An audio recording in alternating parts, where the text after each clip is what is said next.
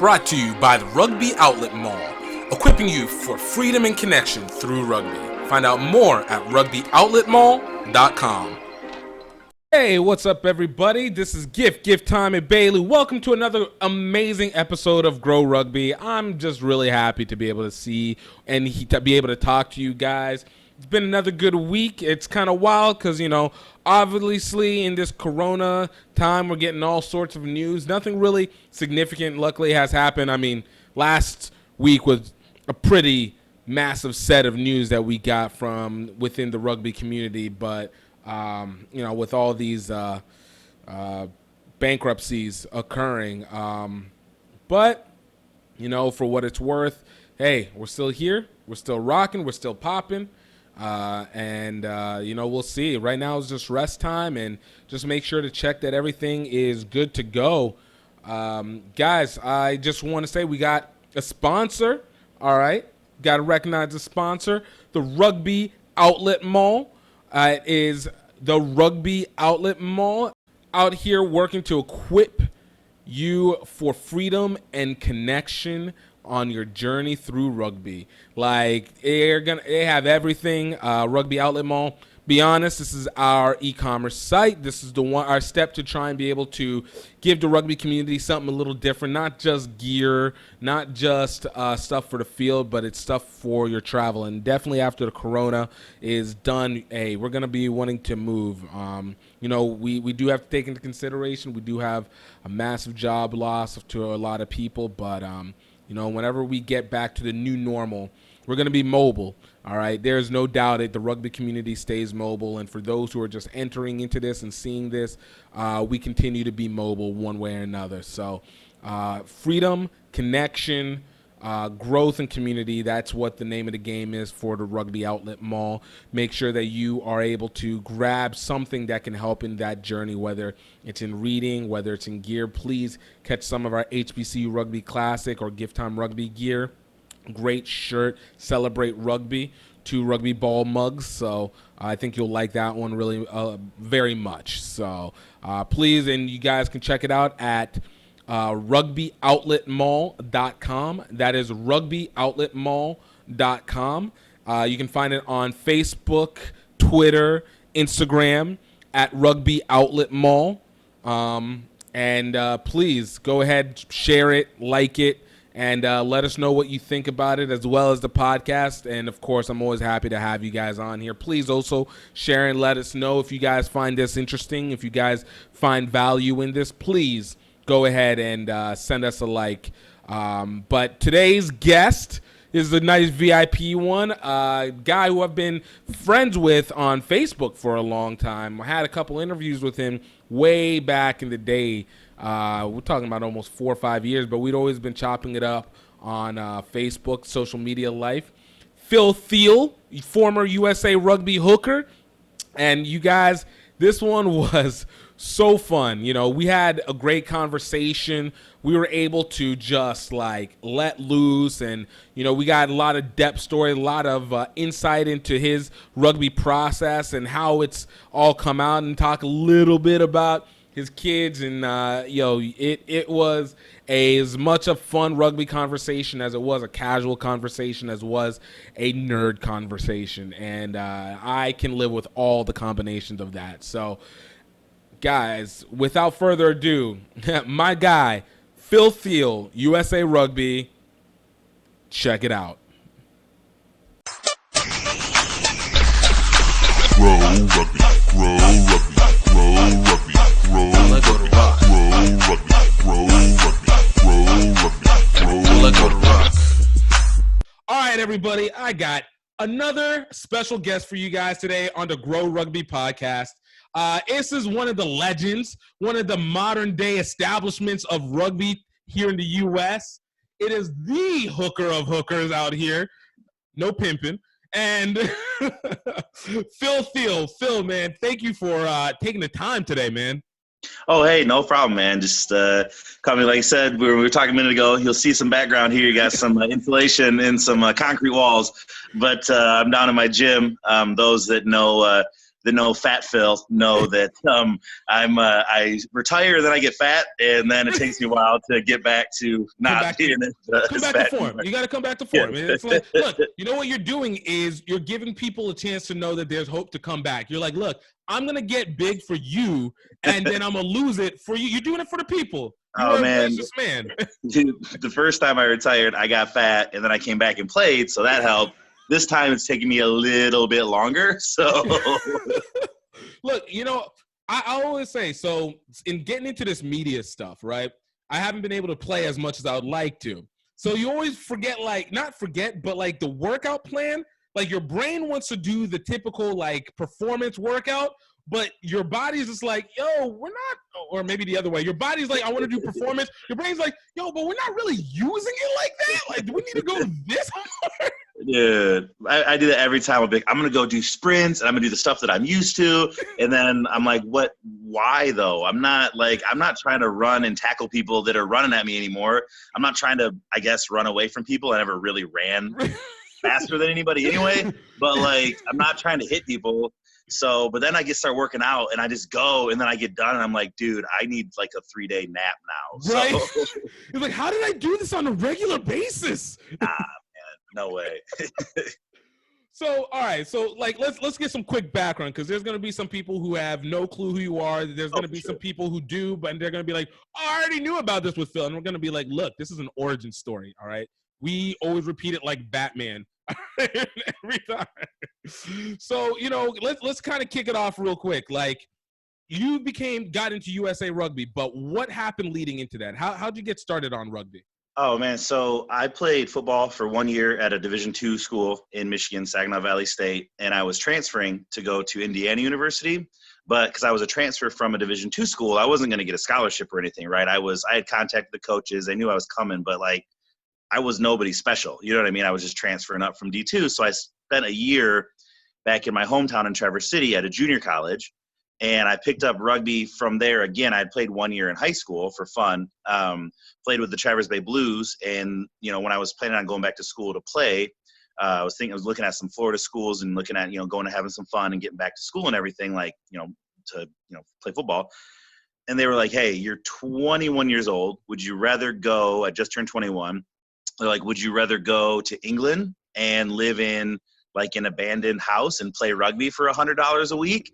Or do you want to go, play college football? And I was like, oh man, I'm going to England and live in an abandoned house for $100 a week. You know what I'm saying? Let that money do the talking. Oh yeah. You know what I mean? So I lived off of frozen pizzas for almost a year and had some awesome roommates and met super cool people, but I wanted to get back to school. So when I came back to the States later at the end of that year, Scott Lawrence from Life called me up and said, hey, he's from Michigan as well. He's from the Upper Peninsula, and said, hey, we give scholarships. I know you used to go to school. Do you want to go back? And I was only a year and a half away from my degree, I think, Nice. My first degree. So I just picked it up from there. And we were pumping out U.S. national teams players back then. You know what I mean? Yeah, And, it's almost like there's almost a system that's happening. There's a system there. So, I was lucky enough to get noticed and go on a couple of tours and stuff and scrape by for a year or so trying to make the squad. And then eventually, got a break and got to go down to Uruguay and play. Dude, that's awesome. One of the things that is always interesting to me, especially when it comes to the reestablishment. One, first off, credit to, instead of the spickle span of being, I'd assume arguably on the practice squad, most likely going into a college rugby, if it was a D1 college program. Oh yeah. And because, a lot of people go oh man, you can make a shine off of that. But instead taking the unbeaten path of going to England, where you get a much more cultural experience. And like you said, you're meeting all these people.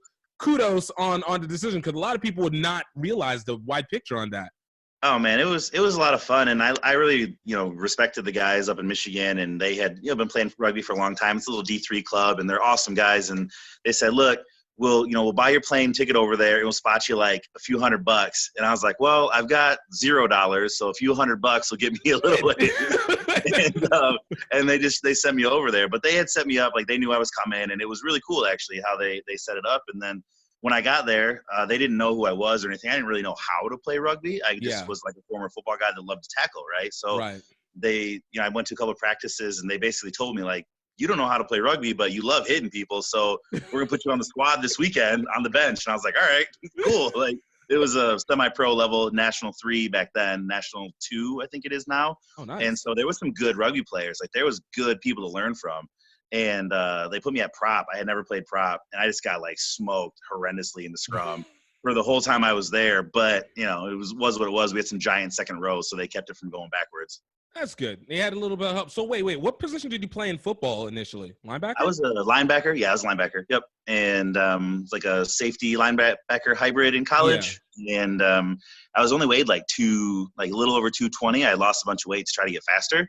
And that's when, I was like, oh man, I'm going to go play this position in Division I. I got my head all big. Like I'm going to go Division I now because I can. I played, and it was just like, I never got the chance, but I mean, I got to do, some cool stuff. So. No, that's fun because, it was very sort of similar for me. For me, whenever I moved into rugby, I was another one of those. Like I played linebacker and running back when I was high school and tried in college. But then whenever I came and played rugby, they were like, well, you don't know how to play. You don't know how to pass, but you enjoy hitting. And I was like, yeah, I kind of do. And so they ended up putting me into flanker. I was like, yeah, just give me the freedom. Let me just throw my head down, put my head down, and I'll go run into some people for a while because at least we know this. Oh, dude, I played flanker and center and the Traverse Bay Blues, a little team in Traverse City. And when I went to England, they were like, what do you play? Because I had put some more weight back on to play football again because I realized I had, I wasn't fast enough to play like a safety level at Division I, right? I just wasn't fast enough. So I was like, okay, I'll get up. I put some weight back on. I was like, I'll move back to linebacker. You know what I mean? And I got over there and they looked at me and they were like, okay, first of all, you don't know how to pass or do anything. So we're not putting you in the centers, right? And they're like, second of all, look at our flankers. They were like 6'4", 225. And I'm like, well, I'm 5'11", 250. So, This might not balance out. This might not be in my advantage. They said, you're a prop now. And I was like, all right. Luckily, we had like some ex-premiership props on our squad and like our coaches and stuff. So they taught me a lot right off the bat. So whenever you came out from that England experience, all right, so a lot of people usually go, we played in the States and then we play in a club and maybe they'll be able to have a chance to go overseas and play with an expert level of that. You had the chance to do it almost bounce right away to be able to get that. So when you came back, was it that you were able to get in contact with Scott Lawrence and subsequently your head into life? Man, he just gave me a call. Like I said, he's from Michigan, and I guess he just kind of wasn't like following what I was doing or anything. Just heard that I was back in the States from somewhere along the grapevine, and that I wasn't going to school or anything. So he just called me up one day, and I think I had gotten back home like a couple of days before, and I was like in my parents' basement, just hanging out and getting ready to go work out because I wasn't sure what I was going to do. I was looking back at schools and stuff and getting back into school and everything. And the phone rang and it was Scott. And I mean, he's a super, it's Scott Lawrence, right? Yeah. You know what I mean? Even back then, like even 13 years ago, he was still Scott Lawrence. You know what I mean? And so, he calls, you pick up and he just said, yeah, drive down, man.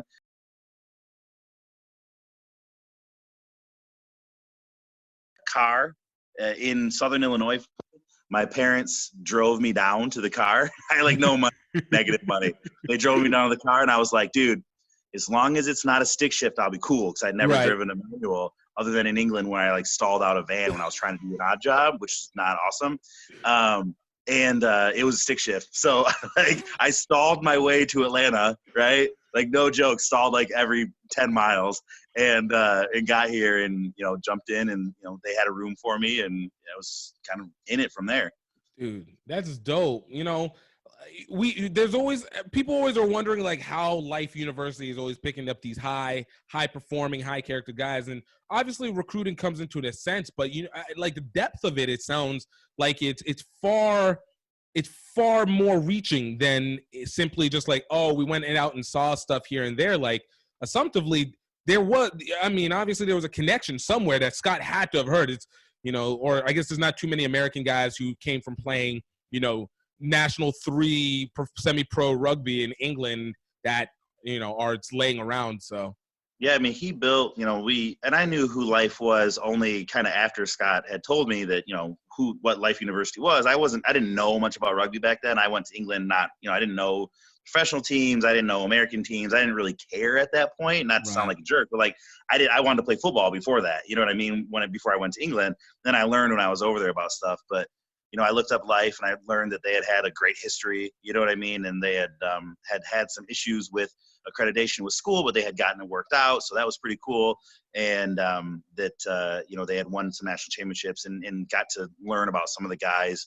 And then from there, Scott built us from when I got there in 2007, we were like a club, like a club rugby team. You know what I mean? Was it like not necessarily associated with the school, but held the school's name kind of thing? It was. We people got scholarships and stuff, and it was associated with the school, but it wasn't not how it is now. You know what I mean? Right. Now with Colton, Dan took over the program, and Dan Payne, and then Colton took over the program from there, and has just built it into a university establishment, right? It's like rugby is like college rugby. It's like Cal, BYU, St. Mary's, and Life are like the in Arkansas State. There's other ones in there, of course. The preeminence. If we want to call it the Mount Rushmores of college rugby in the U.S., that's where you have it. Yeah, for sure. And back then, we weren't exactly that. People knew who Life was, but it wasn't the same kind of thing. And Scott really built that up. Recruiting awesome guys in from overseas, getting the best domestic guys they could get he could get his hands on, and building guys who no one knew who a lot of our guys were. Right. And guys would come in and they were just super high character guys, and they would just fit into what we had going on. You know what I mean? And they would just be awesome right from there. Dude, so whenever you got there, so you now have this elite coaching from England, you have this elite coaching from Life.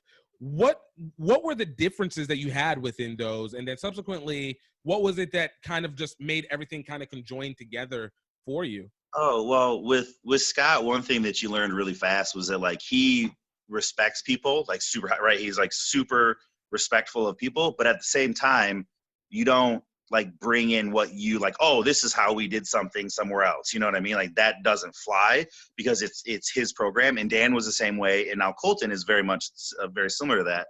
And it's weird because you almost, coaches like that. And sometimes man, I don't like that guy, but you like all those guys, you know what I mean? Because you respect the fact that it's sort of it's not their way or the highway. They'll listen, but you don't walk in day one and be like, oh, when I played in England, we did things like You've been dude, get out of here.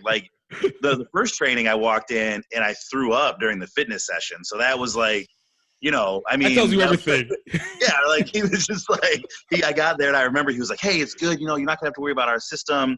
I'm sure you'll be able to fit in and stuff when we get into it. But today's a fitness session with some skills. So it'll just be kind of open. Right. And I was like, oh, okay, cool. And I got there. We just started running 300 meters. We just started running 300 meter sprints. Jeez. And I just threw up after 45 minutes of it. And I was like, okay, well, I guess I came to the right place. You know what I mean? So that was we used to do stuff our Mondays would be 40 or 50 100s with 25 to 28 seconds. It was just we, for the rep and the rest. And we would just run for the beginning part of training and then do a bunch of skills and a bunch of drills and stuff like that. So that's why you saw before, quick shout out before, everything went down is ATL was so fit, the rugby team, the ATL, rugby ATL. Yeah. Scott, you're fit or you go home. That is what it is. You know what I mean? Which, I mean, it makes perfect sense. I mean, conditioning is everything within the sport, and you especially needing to be able to think at a tired rate. And I'm assuming that's what I assume Scott aims towards, that element where you're just look, we want you tired, we want you fit, but we need you when you're tired, your brain to be working in a focus. Oh, yeah, he's a super cognitive, he's super cerebral kind of guy, you know what I mean? So we would do drills and stuff that were highly technical, and you had to think while after you just, busted your guts running, a bunch of sprints and stuff like that, or doing super fitness skill work, things like that. Right. Then we would go straight to thinking. And that's when you had to you had to turn it on, or else you'd just be miserable for the rest of training. It's is there still more training left? Bro, we've only been here 5 minutes. What? I'm over on the sideline, just passed out. Nah, man, I'm done. No. Oh, dude, I love it. So, you got done. You said you were only at Life for about a year and a half, completing out your degree, correct? Well, I actually went to Life, so that's when I got my first degree there. But I decided because when I got on the USA team was like a year and a half after I got to Okay. Life, and so I had always wanted. I did business. I finished up my business program there, and it was Okay. a really small program at Life. But then I did psychology, which almost nothing transfers credit-wise between Mm. those, except for like your base stuff. So that was like another 2.5 years or so after that, almost 3 years, because I had to take a few quarters off, like 3 years from there where I still played at Life. But I was going to school for my psych degree, but I would have to take quarters off here and there when we would travel. That So makes sense. That mhm. makes sense. Okay, so one nice setup on the fact that Life has more than just chiropractic degrees, because I feel like that is it's like, 'cause I don't even remember the first time I think I heard about Life was actually, you know what I heard first? I heard about Palmer College, and Oh yeah, then I heard about Life. yeah, And so it was whenever I heard Palmer, and I was like, oh, okay, chiropractic school. I didn't actually know that they had rugby. And then the next thing I knew was like Life University, and I think that was maybe 2012, 2011 when I heard yeah. about it. And I was like, what's a Life University? I was like, who actually came up with this name? Like, this is the name that Dude, you think, like, you come up with, like, when you're drunk, you're just like, you know what? You know what would be a great name? Life. Because dude, you got to really feel it. Life, man. I love my resume looks very silly sometimes because like, yeah, I got my BS in psych from Life University, and people are like, "Oh, okay, Phil, would you go to school of Hard Knocks or something?" right. I'm like, dude, no, like it's a real school. Like, it's good professors, and like they take it seriously. Like it's They're very real. Believe me. like, believe me, give me the job, please. But no, but yeah, it's actually like they've got really good professors, and they've been growing like crazy. Like the old commons, the housing that we all used to live at, it's all gone. It's all brand new stuff. Like there's 2 different housing for older students, like in the chiropractic program. Then there's like an undergrad housing. They've redone tons of stuff. I mean, they've actually done a really good job, revamping everything and growing the school. That's legit. How much do you think rugby has impacted the school's growth in that factor? Because I knew once that whenever they redid the field, I was like, oh, there's some real stuff happening over here. And not that it wasn't real before, but like Right. it's No, I a got you. facility change is significant. Yeah. Well, I think rugby drove a lot of things because we were one of the first. I mean, we weren't even like an undergrad collegiate sport, right? But then they brought in basketball, and they started bringing in women's sports to match, right? And then women's rugby came in, and then now they've got like all sorts of sports. And I think rugby kind of the success that the collegiate rugby team had sort of drove a lot of that, right? Where it's like, oh man, we can be really good at some of these other sports. Like, they don't have football and they don't have Right. NCAA basketball. They're NAIA, right? But they've got like NAIA wrestling now, NAIA basketball, and they're really competitive. So I think that they just kind of realized with rugby being so successful and being able to build that program that they could do that maybe with other programs. And I know Dan had a hand in some of that. Dan Payne had a hand in some of that too. Nice. Even coming from being the director of rugby and working with athletic directors and everything. So No, and because I always, whenever it comes to developing, like, for me, I've had a lot of focus on wanting to work with HBCUs, and they have a lot of similar setups. Mind you, obviously, there's a lot more of traditional programs, but yeah, whenever you're talking about smaller program, university programs overall, like you have a tendency to not recognize what other out-of-the-box sports can actually help versus kind of doubling down on what you already know because that's what you know. So whenever you hear like what Life has been able to do and then the brand that it expands, to be able to see like how rugby was able to at least give some kind of recognition, especially outside the country. yeah. Domestically, I mean, it's one thing. I think within the rugby community, we're always aware of it, but I can guarantee outside of it, nobody knows. Like it doesn't exist in the echelon, but in most people's. But when it comes to outside and you're dealing with internationals, like this takes it up another level in terms of being able to see a recruitment or see a student base in that. So, for sure. Was that the same even within the class times itself, the classwork itself? Like, did you see the same diversity of people coming from different places as it was on the We field? did, yeah. I mean, you see it especially in the chiropractic program. You know, I mean, I'm not a chiropractor, but the business program was really tiny when I was there. There was like 7 of us, but psychology was a little bit bigger. Legends, Phil. You guys were legends of the business program. This is what you say to me. But like psych, we had a pretty good international flair. And then the chiropractic program, you see it like crazy. Like there's a lot of international students in the chiropractic program, which is pretty cool because I mean it drew guys, you know, from major rugby hubs like South Africa and stuff like that. I mean, we were like a South Africa hub for a while, you know what I mean? Where we had 4 or 5 awesome players that came over to do chiropractic, and they were from South Africa, which is pretty cool. Yo, see, and that's what I'm talking about. Like it's where it brings and then how it develops the school, and obviously developing the context that go from there, which we'll kind of get into from there. So, all right, so you're a life guy. You're doing it in life. You guys win what? 1, 2 national champions, club championships in that time? So we won it in 2008. It's like a million years ago. And then we moved up to the Super League in the old US Super League, and we actually lost. When I was there, we lost in the finals in 2009, in the semifinals in 2010, and in the finals in 2011 against San Francisco Golden Gate. All 3 years, man. Like, we could not beat those guys. And they're awesome guys. Like, I love the Golden Gate guys. We could not. It was always so close. We could not beat them. And it would be like, you know, one play here or there, and we just couldn't get past them. And then I retired after that, and then I came back in 2013. I was all done with school and everything, but I came back in 2013 when I just was wanting to play some rugby again, and they were nice enough to let me, you know, come train and stuff. And and you got some experience. You're good. Dude, You're good. No, first training. Seth Strauss, who's a South African props, I guess flanker too as well when he lost weight. We hit each other, and I was like, "That's like the old days." And he was like, "Yeah, like it's like the old days." And I went and totally threw up on the sideline. Like, no joke. Like, I walked over and just puked. And we were doing fitness. And before that, and we did, like, some conditioning contact stuff. We smashed each other. And I was like, yeah. Oh, no. Just, like, I was gone. That was bad.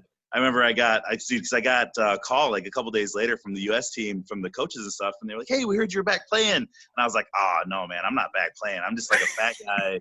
They came out for rugby practice, and like, no, come to a camp. We're doing a camp in Atlanta. Like, just come out. It's it's an ID camp, right? Like, a dev camp. Come back out. You know, meet some of the new guys on the squad. I was like, all right. And I get there, and I ran like I don't want to say the number on the yo-yo because people that like run that might be like, you know what I mean? Like, but it was really bad. My condition was. You say your yo-yo test because damn that evil ass test. Bro, I damn the person who created that. It was like dude, I used to run, and this is not like humble brag. I was like a 17 guy, right? Like as a hooker, like I was pretty happy, right? Stop being so athletic. Like I would hit I hated fitness tests. Hated them, but we had to hit a certain number. This was later, right? And before, like I would be like a 17, like either a 16.8, I think, or a 17.1, 17.2 kind of guy. And then I was just like, I'm out. Like I'm done. I ran like a 12.6 or something on the yo-yo. Dude. And I was like, there are like 9-year-old juniors that are running this, man. Look, I won't lie. Every time we would have practice and, the coach would bring up that we're about to do that beep test. And I was just like, I was like, okay, well, look, guys, I understand that I would always come, is like, is there going to be a consequence that comes with this? Like, is it affect how we start? Is this going to affect our play time? No, this is just for conditioning. All right. I think I made it up to like 6 or 7, and I was like, I'm done. Like, but the beep though, I ran the beep one time, and it was for a South qualifier because the yo-yo is a little different. It's like you go faster earlier on. Oh, okay. They were like the minimum is a 10, and this was when I was younger, and I was just being lazy, and it was stupid. And I like hit it, and I was like, I'm done. And they were like, I mean, it was Coach Huckabee, man, rest him, dude. You know what I mean? And he was amazing. I loved Huck. And he was like, Phil, you going to run a few more? And I was like, no, Huck, I'm cool, man. He was like, all right, we said 10 it in. You know what I mean? And like, dude, because just like, why? What am I proving right now? What am I doing? It just keeps going. Like, what are we doing? And the yo-yo, man, the yo-yo is just sprint. Like, you'd start right away, and the really fast guys are really good at it. Like, there's been dudes, like, I've heard some of the sevens guys have broken the test, right? Some of, like, the super fast guys. Not name drop, but, guys like Perry Baker, Carlin Isles, those guys. I don't know those guys, but I've heard that they've broken the test, right? And I remember Mike Petrie ran, like, a 23 or something crazy because he was so fit. And Adam Siddall was there, and I was just watching them. I was done, like, 15, like 18 reps before them, you know what I mean? Because it counts up. And I'm just like eating a sandwich, like, dude, you guys are crazy. You guys are good. You guys are really good. You do it so good. But I remember I ran so bad, and like I handed my beep test or my yo-yo test over to Davey Williams, and he looked at me and he's like, "You are fat." And I was like, "I told you." Like, I was like 280 something, and he's like, I was like, "Dude, I've lost like 15 pounds on this test alone." From throwing up. Jeez, oh Pete. But that was Right, like, and see, it's always, it's a funny part when it comes to these processes, because I mean, look, it's part of it. It's part of the conditioning, and it shows you exactly how serious it is. But man, at some point you're just like, is this the same? Is this going to be the same as what my game weight? Because I feel like there's a different motivation. Again, it always goes back to it's the motivation that goes behind, because it's more of a mental. These are more mental aspects than they are actual physical.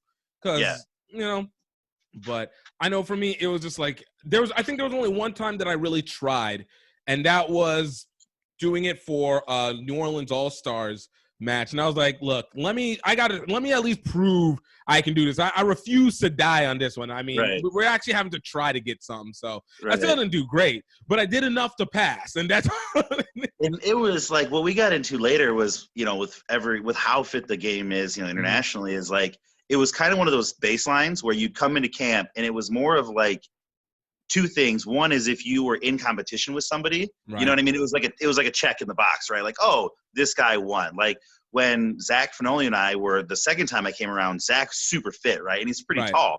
And so he would always beat me by like a couple in the yo-yo. And I know that was probably a check in a box. You know what I mean? And we were always back and forth, starting time, everything. Great competitive relationship. He's an awesome guy. And Chris Biller, the first time I was around, he and I were like that too. And that's just a really good competitive relationship. Would cheer for each other when the other was starting and everything. Obviously grumpy about it in your head, right? But you knew, you knew that they deserved it. They earned it, right? Right. And, and when I was a starter, then they were the same way with me. We would go back and forth. But like, it became that kind of check in the box thing. And then also we had some dudes that would come in, and I mean, they would run like what I did, like that first time I was coming back in 2013. And it was just kind of like, we're 3 weeks out from playing like whoever, right? Right. And it's like, yo, you guys aren't there. It's like, look, you guys aren't there. Come on now. We're like, somebody would come into camp and he'd be like, dude, you're a year out from being able to last 20 minutes against Japan. You know what I mean? Like, you're a year out from that, and it was like that. Luckily I got almost a year to get back in shape before I really had to play, more than like, I think the first tour back, I played like 25 minutes the whole tour. You know what I mean? I was there to help close games out in the scrum and to just be a veteran guy on the squad. You know what I mean? Until I got fit enough by like, I think it was like 6 months later. That's not too bad. I mean, considering coming straight from retirement to that, like that's, especially you're talking about, it's not even like you're talking about retirement to just club play. You're talking about retirement to international play. Right. So speaking into that, you get into international play. Now, this is the level that I always have this weird dynamic with, because, when we talk about the scope of levels of rugby, here in the States, when we think about levels of sport, we go, it's middle school, elementary, middle school, high school, college, pros. Pros is your echelon. Like, that's a peak level, But when it comes to rugby, it's a really weird dynamic, because it's like, yes, you got your U19s. That's one aspect. And then the college to club levels kind of mix depending on what level of those you're in. Like, sometimes I would argue like a D1 college is a low-end D1 club in the traditional sense here in the States. Here in the States, right? But then professional and international. And it's like the domestic professional versus before versus professional, international. Yeah. And you go and question, like, how do you determine the level of strength? And international gets the range, but people would talk about domestic professional because you think, okay, we're playing against these guys regularly. This is daily workout. So for you, like, when you jumped in, I'm going to put life into the professional because you guys did do the Super Rugby semi-pro deal for a little bit, and basically you guys run like a professional team anyways. So, like, for you, like, the jump going into international, what was that like for you? Like, what was that perspective for you? So, like, the first jump was not too terrible because we played, and no offense to them, we played Uruguay, right? That was my first tour, was Uruguay, home and away with them, right? And it was intense, you know what I mean? But most of those guys at that point were club guys in, like, Uruguay, a couple played overseas, you know what I mean? So that was, that was what it was. Right. As we started to do this, though, you know what I mean? Like, it was crazy. I mean, I went from playing at Life one weekend, and 2 weekends later we played the All Blacks. Wait, that was the 2014 or no, that was 2014 when we played the All Blacks in Chicago. Yeah, the one in Chicago. So I played the Maori All Blacks in Philadelphia, right? In the end of 2013, I think. Yeah. And it was actually a really good game. Like, we did pretty well, and we were missing some of our guys too, but we just executed okay, and we played really hard, and we defended. Right. And we lost for like 10 or something, and it was a pretty good game though. And then that next year we decided to play the All Blacks. So, like, I went from playing club rugby, a bunch of us did, not just me, went from playing club rugby to playing the All Blacks. I mean, that is a pretty big jump. Like, there might be some leaps on that one. That's like, dude, that's no joke, from like, standing up out of a chair to being able to fly. You know what I mean? Like, that's the size of the leap there. Those guys are like, when you talk about that kind of jump, like those guys, or even like the tiers right below them, right? It's huge. You know what I mean? It's a massive jump. So from your perspective, because this is the part that this has always confused me in rugby. So everything's especially in sports, copycat is natural. Like, we say NFL is a copycat league, college is a copycat league because we see what others do and follow it. When you played the All Blacks, and there's one thing to see the All Blacks. It's another thing to be on the field with the All Blacks.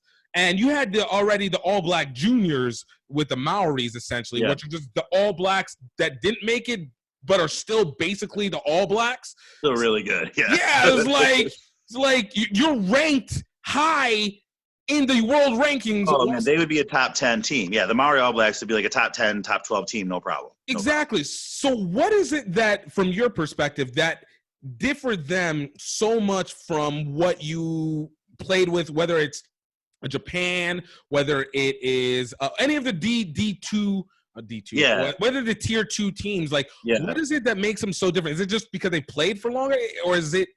The funny thing with them is, like, there's certain teams that we always seemed in my day to do really bad against. Yeah. And it was always the Southern Hemisphere teams. Like, the Northern Hemisphere teams, we usually kept it within, like, a reasonable distance. You know what I mean? Maybe, I know Ireland's gotten ahead of us a few times. Since I've retired, they had a pretty good win against us a couple years ago, Scotland, the guys beat game. Scotland, right? The guys beat Scotland. We had a close one with Scotland when I was playing. So it's usually pretty close, though. It's just so fast. And it's almost like, especially then, they were doing stuff when we were still thinking about doing it. You know what I mean? If that makes sense. Like, we'd see a ball move and my brain would be like, oh, go get that ball. And they'd already be like, they would already have it and passed it 4 times. And, like, there was one, I remember and I don't want to drop names, but I got to hit Sonny Bill Williams a couple times, right? I remember I tackled him once. Me and Adam Siddall tackled him, and it looks like his legs are, like, bigger than us. And I was like a hooker. Adam was like a big dude, and we're, like, hidden by his legs, like he's going over top of us. And but anyway, I still remember this. Like, they had beaten us on overlap. It was like 50 something at this point, 50 something to 6 at this point. And I'm like, you know what? I was stuck 1 on like 6, and they had beaten us on an overlap. And I'm like, you know what? Forget this, man. Like, I saw him coming down for an offload line, and I'm like, I'm just going to hit him. I don't care what happens. I'm just going to hit him, and whatever happens, happens, right? Like, it's a 6-on-1. Like, I don't care. And so I go and I hit him and I hit him pretty hard. Yeah. Off the side of a ruck, right? Somebody popped the ball up to him from like a breakdown, Right. and which they never had breakdowns. Right. It's just like moving, a slowdown of momentum into the ground, but it's still. Yeah. And so I hit him and I put a pretty good shot on, and I look down and the ball's gone, and I was like, what? And I look back and somebody's in the end goal scoring, man. Somebody's in the try zone scoring. I was like, where did the ball go, dude? And he's just looking up at me, and I'm just like, what? This is stupid. You know what I mean? And I totally was first of all, I hit you. You must not even had the ball when I hit you. You probably flicked it without me even knowing it, and now I just did nothing. You know what I mean? And you scored again, right? I mean, it was you left awesome the gap space open. Yeah, I left 1 or 9 gaps open on that one. You know what I mean? So it was whatever. But so yeah, and that's, I guess that's interesting because it again, the dynamic of that seems like it should be so small. All right, what the skill, the thinking of it, but it still kind of boggles just because it is so nuanced, and it just. It's you look at it and one-on-one tackle rate versus those guys. I am stoked. I got the chance to tackle, I think, Kieran Reed and Artie Savia. I think he played that game, if I remember correctly. He was pretty young then. And Sonny Bill and all these dudes, right? Kevin Mialamu played. He was my superhero when I first started playing rugby, right? He's this tall, but he's 9 feet wide. You know what I mean? And he's 5'7", 400 pounds of pure muscle. I don't even know where he puts it. But I got to hit those guys and stuff, and it was really cool. And we actually did a pretty good job in the one-on-one physical matchups. You know what I mean? Because you got dudes that we trained hard, and if you put us up against them in the pre-NFL draft process, we're gonna be right there with them. You know what I mean? Right. But then you put us on a rugby field with 14 of our friends, and suddenly it's a completely different thing. You know what I mean? And then all of a sudden they're a half step past you, and they're fast enough to then outrun you. And their wings are monsters. You know what I mean? And their props are doing behind the back flicks out the back and stuff like that. You know what I mean? And you're just overwhelmed by it. And unless you're a team say in England or South Africa or Australia, whatever, that trains and plays in that environment all the time, it just kind of suddenly it was 60 points. You know what I mean? Right. No, and it picked up because I remember even for that game, it was the first half of the first quarter or the first half of the first half, it was a close game, and then it was okay, they scored, and you're just wait, how did this get 4 scores up in half of a half? Oh yeah, dude. Oh yeah. And we went to halftime. It was 28-6, and we were what the heck? What happened? Oh, for sure, man. And then in some teams it's the exact opposite. I remember South Africa at the World Cup, it was 14-0 at halftime, right? And it was a reasonable game. We had a couple opportunities. We probably should have put 6 points on the board. Probably should have been 14-6. Right. It's it was a reasonable game, but it ended up 64-0. Right. You know what I mean? In Australia, the 2011 World Cup was 15-8. We scored. I think it was JJ Gaggiano had a great pick off the base of a scrum, scored. It was 15-8. And we were oh, sweet. And then suddenly it was 60-8. You know what I mean? And you're just how did that happen? I was gonna say, whenever you're in that moment, is it just more of it just kind of it just feels it just gradually appears? You don't feel the score. You're just okay, they scored. It's okay. We're gonna get this back. Yeah, we'll get one back. Yeah. Yeah. Well, because we're all from if you're a club guy, and now it's all it's all professional guys and stuff. Right. Awesome. But back then there was such a huge gap between the pro guys and the domestic guys. Just when it came to understanding the game and having those situations, be around situations, we were all the guys on clubs that were we never lost. Right. You know what I mean? Or if we lost, it was only to each other. It was Life guys, Golden Gate guys, Nyack guys, Old Blue guys. We only lost to each other. You know what I mean? And so suddenly you're in this scenario where you're oh, they scored. No big deal. We'll get the next one. And then you say that 6 times in a row, and you're I don't think we're going to get the next one. I'm not sure if we're going to get the next one on this, man. It's this isn't. I saw this going differently in my head. Oh yeah, and you never go into a game you go and you play somebody like the All Blacks, and you're you never go into the game oh, I hope we can keep it close. You know what I mean? No, because that would be a loser mentality. It'd be no, I expect to win. Yeah, we're gonna beat these guys. Right. You're after the game, you're no. We didn't win, so So okay, so you went to the Rugby World Cup 2011, Rugby World Cup 2015, correct? Right. So I had the pleasure of being able to go to this last Rugby World Cup, and that was awesome, being able to cover a seat from the back. So there's two things I got to ask you, and this one kind of diverts away, but it kind of comes back all together, so bear with me. Yeah. So within my time, whenever I got to go to the Rugby World Cup, and it steadily has been seen over this media time period, it's kind of weird seeing the people that you used to see on TV or you used to see play, because when you see them play, you're just like, on TV, it's like, yo, they're larger than life. It's like, yo, this is wild. But then when you get to see them in person, again, it's like, yo, this is the person that I actually have been looking for all this time. I've been watching them. But then you see him, you're like, yo, for me, it's become like, man, you're mad regular. You're like spectacular at what you do, but you are mad regular. Like, this is really awesome. And also weird. Like, for you, like, when you get on the field, because technically you've been on the field with these legends of the game. Yeah. You know, you get the one-on-one. Whatever the result of the game is, you have had the mano-a-mano with that crowd or that grouping. So for you, like, whenever you had that experience of going to the Rugby World Cup, and then, or even whenever you started really playing international games outside of North America, outside the Americas, how did your perception of the game or the people that you played adjust with you're playing against them? Well, luckily, like, I guess for me, I'm one of those people that when I see somebody across on their side of the field, I'm like, oh, they're not that big. You know what I mean? Like, ain't nothing. You know what I mean? Like, oh, Kieran Reid, he's not. You know what I mean? Like, whatever. Like, they're not that big. What's a 6'5"? Unless you're like standing next to Samu Manoa, then you're like, this dude is huge. Like, this dude is an enormous human being. But like, no, it was. The weirdest one wasn't even like with international rugby. It was when I had a really short period of time at Saracens. I was there for like 6 weeks, played in a bunch of the A-side games, and traveled for. I was like the 24th man for the Premiership games, and it was when Schultz Brits was away with South Africa. Anyway, so luckily Hayden Smith and Chris Wiles were there, and the coaches were like, hey, do you know anybody that we could bring over that would be willing to come over? And they were like, oh, yeah, Phil, come over. You know what I mean? So I fly over there and, like, hung out, and it was a great time, played a bunch of rugby. It was really cool. Anyway, the coolest thing, though, was, like, living in that environment, but being around the dudes, like, guys, again, like, I'm saying too many names, but guys like Owen Farrell, you know what I mean? Dudes like Jamie George, but, like, guys like that, like, Owen Farrell, I mean, he gets a bad rap sometimes. Yeah. But he's just like a nice crazy, regular, nice dude. You know what I mean? Like Chris Ashton was like, the splashed in, like the whole thing.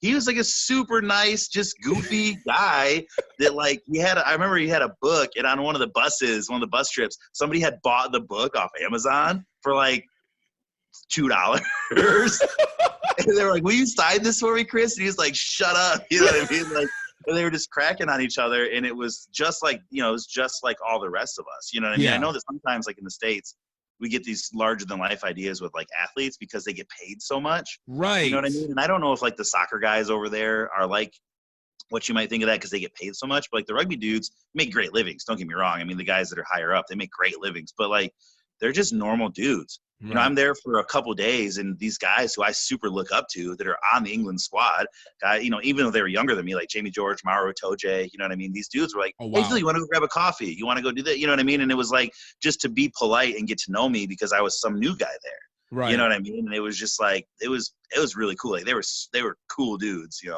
Dude, and see, and that's the part that it's like it always has me going back, and it's put me into this like kind of headspace on how we always are viewing, like you said, these people in prominent positions or in high spotlit positions, because you go and you're just like, yeah, they say this about him in whatever the media or in some word of mouth mechanism, and then you go meet the person or you see the person in their environment, you're like, yo, these two things aren't matching up here. Like this, like, yeah, they can be intense on the field, but like, yo, they're cool. Like, yo, she's mad cool. Like, there's nothing like what you're saying. Where's this attitude? I'm a little disappointed by the lack of real.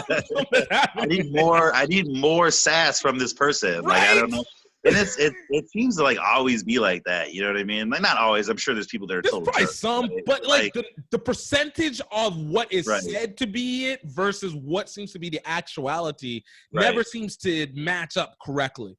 No, it doesn't. And that was, I think one of the first times I learned that was when we played Ireland. It was the first game of the 2011 World Cup. And just like those guys were like super cool. You know what I mean? Like it was, Brian O'Driscoll was playing then. And, oh gosh, I'm going to be so mad because their hooker, who's their captain forever. And I'm blanking on his name. I'll think of it later and then I'll yell it out. But I got his jersey and like I should go look at his jersey. But they're just like, they were such nice guys. You know what I mean? And even after the game, it was a reasonably okay game. They beat us by like 3 tries and they were just really cool. Everyone's they're like, hey, like, do you guys want to go get a beer? Cause they had a little layoff, you know what I mean? And we were turning around and playing again. But do you guys want to go to beer? Australia was the same way. Like Quade Cooper was playing for Australia then, right? He gets a bad rap. Him and a couple of dudes come into our locker room after the game, and were having a couple of beers because they had like a 10-day layoff after our game, and we were turning around and playing. And they're like, "You guys want some beers?" Like coming in and being just really cool. You know what I mean? And like dudes, these guys get bad raps just because whatever, right? It's a perception. There's a perception that has to be. Yeah, and then you meet him, and you're like, "This guy's like." Is really nice dude. You know what I mean? I don't know him like personally or anything, obviously. But it's like, a little bit. It's just like, yo, look, like, yo, we had a conversation, or we got to chill, or we got to see, like, we conversed, like, it's dope. Yeah, it's been something that has been like not maybe bothering me, but I have gone into deep thought process of everything that happened when it comes to that position. So, all right. So I wanted to kind of get into what happened now kind of post-career, because this is the part where it becomes very interesting, Not very interesting, I promise. All right, Mr. Father Man, look, you're gonna take some pride. No, I'm playing. But whenever you come into your second retirement, all right, you've played in all these games, you've pretty much set your stone within the rugby space, all right? And you get into retirement. What was what you've done post rugby? How has rugby impacted any of what you've done post rugby in terms of people you've known or kind of the interaction within that scope? Oh yeah, it made it way harder. And I was actually, it's funny. I was talking with my wife about this the other day, and we chat about it sometimes. And like I've talked with other dudes about it, is like going from like rugby or any sport, right? Any sport. It's kind of like you're not necessarily especially rugby, because I wasn't a full on professional or anything, right? Mm-hmm. Right. But it being like your life to then going into like a normal working situation, you're just like, dude, I'm sure my boss is not listening right now, but he's a friend of mine too, which is really cool. But if he'd be like, yeah, probably. But like, if we're going to spotlight this moment that you're saying right here. This exactly. But I'm like, if I sit through one more meeting, like I'm going to kill somebody. You know what I mean? Like, I just want to go tackle somebody, or, you know what I mean? And like, that's where it's so different, because the guys that do go from being full-time professionals, like going into maybe they didn't make enough money in their careers, as a rugby player, to just be done, right? Yeah. Or just pursue business interests that really interest them. You know what I mean? If they go into a normal kind of working world, you just like, you do it and it's cool. And like, I love my job's really cool. I solve problems and I help people and I work for a software company. Like, it's cool. Right. But like, it's just so different, you know what I mean? Like, my day is very different than it used to be. Or day after a long time, it's been very different than it was before. But, I assume coming from outside to coming inside the room, going from wearing the polo or the practice jersey and getting ready for game day versus the corporate more so environment. More corporate-y kind of stuff. Yeah, I mean, I work from home, so like this is like my work shirt. But it's just more like, I mean, you get if you get the chance in your life to run out in front of like 70,000 people or whatever was at Soldier Field, right? Or like 50,000 people at the World Cup, or 20,000 people in Philadelphia when you're playing somebody. You know what I mean? Like, when no one's like, when that stuff doesn't happen, and then also not even so much that, like the fun recognition part. I mean, that's like the reward, right? That's like the fun part. But like even the bubble, like the work bubble, Yeah. you know what I mean? Of like train, improve, bubble, just repeat, train, improve, repeat, train is like when you don't do that anymore, you've got to try to find something to kind of like Fill that time. fills that a little bit. So that's why I coach, you know what I mean? And I play some still for fun. I play with Old White in Atlanta. And God, I always had issues with Old White Atlanta. Like, I don't know why. That was like the one rugby club that we'd always play in the playoffs for D2. It'd be the first one, and for some reason, I just had beef with them. I mean, I'm good with them a little bit, but you know what? It's me and really the city of Atlanta. I think this is a Louisiana Atlanta thing. Yeah, like it's just like it's an innate beef that just goes along with. For sure. It's like move Mississippi and Alabama out of the way. Out of the way. Like, we got issues, but this is a good beef, but it's like I have to have an issue with. Yeah, for sure. No, for sure. And like, but last time I was in, we played New Orleans with Life in 2000, 12? 13? Yeah. No, 14. Up in Wisconsin, though. They took us from New Orleans and Atlanta into Wisconsin. We played for the Elite Cup Championship. Okay. I remember what you're talking about. Yeah. Whenever they were trying to do the weird gold cuppy or something like that. Yeah. And it was like one of the in-between competitions that had been put together. Right. New Orleans won, their bracket. We won ours. And we ended up playing in Wisconsin, which was weird because, like, why didn't they just bring it down? Make us travel up there. But yeah, that was the last time I played those guys. But man, the New Orleans guys, I've known a lot of guys from New Orleans and players and stuff, and they've always been cool dudes. So I've never had any issues with those guys. It's just like I said, it's just a city. Like for me, it was just I always tell people that me and Atlanta, because again, Old White, there was nothing innately Old White ever did wrong. It was just like there's just something about it. It's just something about it. But like Atlanta is just a city that I've always had this long-standing like love-hate relationship, because there was a point where every other time, and I went to Atlanta a lot for some odd reason. I think a lot of it was going to see like Life games or something like that. I always ended up being out there, but it was like I would go and there would always be like intermittent situations where it was like a bad situation. It was like my car got towed and then I had to go walk over to the dealership. Actually, that happened at Life. That actually happened at Life. They told me, and I didn't have my battery went dead on my phone, and I was like, "Yo, I have to walk over." I'd have been mad too. I'd have been mad at New Orleans if that happened. You know what I mean? Like, bruh, it's the same. It was just always little things. But now, like Atlanta and I, the last couple times I've been up there, like we had a good relationship. Like it's tentative, but it's like everybody's at a stalemate. We're at a good stalemate with this. Right. Oh man, Louisiana and I. The problem with Louisiana and me is, especially New Orleans, right? Yes. I know there's lots outside of New Orleans in Louisiana. I've been to Baton Rouge, and I've been one other place when I was young. But New Orleans and I have a problem because your food is too good. And it makes me want to eat it, and then I eat a lot of it. Like my wife and I went to New Orleans in like 2012 after the World Cup. Like I had tons of points, right? I had all these points, and the whole stay was free, and the flights were free, and we were broke when we left because I spent so much money eating a tiny bit, drinking a little bit back then. The food was so good. It taps up. And that's the funny thing that comes even whenever we're traveling. And I'll even put it into international travel as well too. But New Orleans, I have to sometimes, especially in Louisiana, I have to get used to sometimes how to function outside the state, because the state usually it just has different rules than everywhere else. Like when I used to drink a lot, like it was like I had to remember, don't bring your cups outside of the bars. Like this is not a normal thing. Like, or like this is New Orleans and Vegas. That's it. Right. New Orleans and Vegas. It's like this is not normal. Like I'll start walking. I'd be in like Birmingham, or I'd be in Memphis, and I'm like, oh no, Biggie. And then you get this guy who's like, stop. Hold up. What do you got? I'm like, what's going on? I didn't do anything. I paid. Like, you can't take that outside. Oh, right. And then even with the food, it's like, it's not super expensive. So you're just like, it's easy to generate, but it's definitely not. not built for health. So No, dude, some po' boys. You hit me with some po' boys.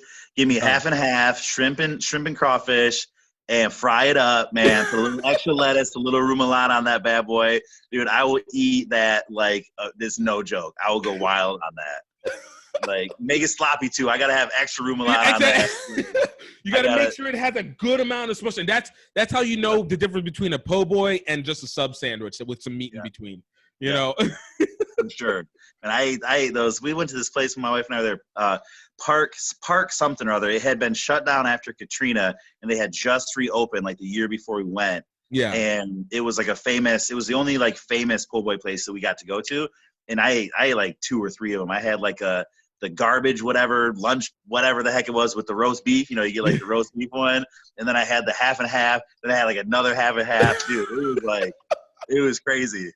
Like that's why I got fat. Like it's not like a mystery. You know? It's like, look, it's like I'm glad I got broke a little bit out there because this food would have just kept coming in and coming in. And that's literally a big stop. Like you can't make me rich and put me in New Orleans. Like it's not it's not good. It would not be good. Oh no, man, I love it. Well, dude, I don't want to take up too much more of your time. Actually, I do want to take up as much time as possible, but I'm going to let you not take up too much of your time. But I want to ask, kind of closing out, throughout your career as a rugby player, and then how you came now, you're a dad, you're a husband, you're working, and it's IT essentially that you're working in, right? Yeah, I do software stuff. Yeah, software, right? And then you have your business as well too. I did before. I had a little fitness studio. I sold it a while back and am done with it for now. And I do some software and like web dev stuff on the side too. See, the ultimate educated, the athletic nerd, right? Oh, dude, I'm a total nerd. I can't. The athletic part has just dropped. It's gone. It's just nerd. We just went full nerd. We're just like, look. We did enough athletic. Let's go full nerd. I'm like breathing heavy walking up the stairs. I'm like, what is wrong with me? I'm like, screw it. Let me go type some code and drink a bunch of coffee. Well, look, quick nerd thing, because before I go into my closing, because I know I got to let you go into closing. All right. I always laugh because whenever we talk on Facebook, we will either go into something with movies or whether we're going into that. All right. I do need to ask, what is your top 2 movies that you watch? Oh man, that's rough. Like coming in with it. Dude, anymore? I mean, shoot, it's like all Disney or Pixar. You know what I mean? We got the 9-year-olds. So you use Disney Plus well? Oh, dude, all the time. Dude, look, I've been having the hardest time. Not because it was anything wrong. It's just like I always look into Disney Plus stuff, but then I'm like, am I in the mood to watch it? Like, I know it's one of those like once you jump into it, then you're like, okay, I'll go down the tunnel. But it's like, yo, am I in the nostalgic mood to jump in? Dude, they got like The Mandalorian is super sweet. Like if that you're was Star dope. Wars, you like Star Wars stuff. That was dope. Like, we have like every streaming thing at the house though. You know what I mean? Like, so we try to find something. You know what I mean? But like, dude, the movies one, dude, Man on Fire with Denzel. My favorite movies of all time. Like that's a dad movie. Like that's like if you're dad, like. That's it. I put that one over Taken as well too because a lot of people back to Taken. And I'm like, no. Man on Fire. My heart protected with the gunshot wounds. Dude, Denzel is like wild in that movie. Like for sure, Man on Fire. And then like, oh man, we watch. Moana, dude. We go to Moana like hardcore. I'm not gonna lie. That one. Look, there's one. Okay. All right, I'm gonna tell something that I don't always tell a lot of people. Actually, I lie. I tell this to everybody. But I'm a massive musical fan, especially when it comes from animated musical stuff. And Moana, the music on that was amazing. Oh, dude, that music's awesome. It's so good. And so, like, for me, it goes like the story was already amazing by itself, so good by itself. Yeah. And then you add that in. Like, I've watched that movie 5 or 6 times just simply because of the fact that it's just, like it worked. Dude, that movie is like it's amazing. Like when she hits that last wave getting out of the lagoon and then the grandma comes and she's the stingray, dude, that's no joke, man. That's like and the chicken, dude, I laughed the hey man. I can't. That movie just put together and like The Rock kills it and like it put together like crazy. It's a good movie, man. the last one my daughter loves, the 9-year-old one is Tangled. That one is that we watched Moana. You brought her back to Rapunzel. You're just like, dude, those two are like, and I mean, those are the two go-tos. You know what I mean? We watch the other ones too. We love the other stuff, but those are the two go-tos. So she didn't have the connection with Frozen. I'm happy for you. You didn't have to get overtaken by Frozen. You got taken by the original. Yeah, she liked Frozen, but no, her Disney princess, man, was Moana for sure. And like the other, she likes kind of like the hardcore ones. You know what I mean? Like, she likes no whining, just like, yo, I'm gonna get it done. I'm gonna get it done. Wait, have you shown her Brave yet? Oh, dude, she loves Brave. Okay, dude. I was gonna say, like, that has to be part of the list. Then her top one is like 12 movies. You know what I mean? Like her top two is like 15 movies. You know what I mean? Like Brave, dude. Princess and the Frog, dude. She loves Princess and the Frog.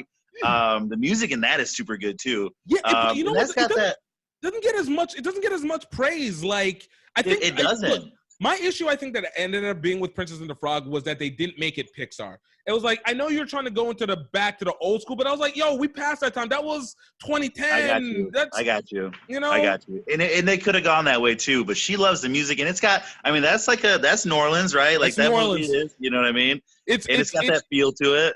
It does. They did a good, like, that's the thing. It gave you the moments, and it's like, I know that place. Like, I know where they're talking about. Yeah. But it was just like it didn't get the critical love just because I felt like it just they went too nostalgic. It's too nostalgic that they were trying to flip on it. I was like, no, just hold here. You guys can eat a little bit, but just hold. It's funny, you know that there's a couple of nerds talking when like we go from it's like, oh hey, rugby and all this stuff, and it's like, but these Disney movies though, that's my life, dude. We watch like I'll be trying to watch rugby, and my daughter will come down and be like, oh, do we have to watch this? I'm like, no. What do you want to watch? You want to watch Moana? You want to watch Coco? All right, let's watch Coco. Oh, look, don't even get me started on Coco. Like, Coco messed me up. Coco, dude. Like, that was – look, there's only two shows that have – there's only really two. I think I put Pursuit of Happiness on the list of movies that made me cry. But, look – Coco and This Is Us. I don't like feeling feelings like this. And Coco hit me, like when I felt the well up into stuff in my chest, I was like, what's happening? I was like, no. Get out of here. No, man. I'm the worst. I'm the biggest softie ever when it comes to movies and stuff. Like my wife will look over, like we went to Disney last year in February. It was the first time I'd ever been there. Well, yeah. And my daughter was there. And she would have been obviously 8 at the time. And like I had her up on my shoulders. We were in Magic Kingdom, and they were doing like the whole castle fireworks show light thing, and they had like this mix up. And dude, they put some serious like parent moments up there. I mean, they had like Mufasa talking while they were showing like Tiana and her dad, while they were showing like Moana and Maui and stuff. Like they were just weaving these things together, and dude, I was just straight losing it. I was losing it. Look, like I couldn't. I look, and I can see those are why those movies get me, because it's the that father son or mother daughter or mother son. Like whenever it comes to these family moments, like I can push through most of it. I usually, my softness always ends up coming right whenever you show that relationship. I'm not even a dad. I'm like, dude, it messes me up. Like I don't even want to think back. Like it was crazy. Like my wife looked over and she just started laughing at me because she's like ice cold. She's stone cold. Like she's straight face. Like she doesn't play. And I'm just over there like, it's like I mean, but you can't put Mufasa behind like talking behind, you know what I mean? Behind a bunch of scenes with like dads and kids. Like you can't do that. Right. No, it's true. It's true. Like you're trying, and I'm sure if they ended it with like the showing of like Bambi's dad coming over the top after, like it's just like, really? Just kill my heart. You want my heart? Here, take my heart. All right? You have my heart. You win. I can't stop the feel. For sure, man. No, for sure. It was cool. But yeah, dude, that's oh man, my life is like Disney movies. But she's getting into some of the other stuff too, though. She's getting into, we've been watching like, she's like Jumanji, which is cool. like the new ones and the old one. We watched the old one the other night actually for the first time. Nice. And she liked it. She That dug holds it. up. She likes the new Like one the more. CGI is terrible, but the story holds up really Oh, it well. holds up. And Robin Williams, dude, I wish, rest in peace, man. I wish that he could be around to be in these new ones with the cast of characters they have. It would be wild, you know what I mean? But like, she's been watching that and really getting into that kind of stuff. So I'm like, I got the other one, the little one's 18 months. I got a whole nother lifetime of Disney in front of me, right? I can rewind this in, and by the time you get through, then we're gonna have all of the Marvel stuff ready to be able to go. Oh yeah. It's like we're just properly inoculate them bit by Yeah. Oh man, Phil, bro, I love it. We've been needing to have this conversation. The last time that we had a chance to talk in person, which was I think it was in Houston for one of the rugby games. I think it was against Canada. Yeah. So funny story with that. So we did that whole interview, right? And recorded it and everything. Found out that none of the sound came through. So shoot. Did this whole thing, and I went back to look, and I was like, no! Oh, no. I'm not gonna lie, I use the image a lot. I was like, yo, I use the video a lot. I was like, there's no sound behind it, but we'll use it. Man, use it as much as you need to, dude. Yo. But the one question I wanted to have before we had our little nerdgasm, which, man, we're going to end up having this again, not podcast-wise, just a basic talk.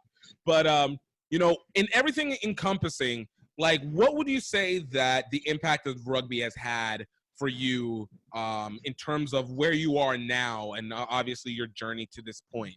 Oh, that's a good question, man. I mean, the biggest thing I would say is probably like just the opportunities to have cool experiences that it gave me, you know what I mean, in perspective on different parts of the world and different people and all that kind of stuff. And then also like the amazing people that I got a chance to meet that I would have never met, you know what I mean, if I had not had the chance to go out and be part of, life and the USA team and all those kind of things. And just like, I don't keep in touch with that many people very often, but I know that like, if I needed to, talk to those guys or reach out or whatever, you've got this whole network of people that are just like incredible overall human beings, you know what I mean? And they've helped people that I've known from those teams and stuff, and the leaders and everything have helped shape, how I view things and kind of who I've become later in life, you know what I mean? They've helped a lot with that. So that's probably the biggest thing. Dude, that's awesome. Phil, man, thank you so much again, bro. Hey, no problem, man. Anytime, dude. Anytime. You need an hour of somebody just nerd out with, I got you back. Oh, like, for sure. Dude, big thanks to Phil on his being a part of it. Really appreciated everything that he did.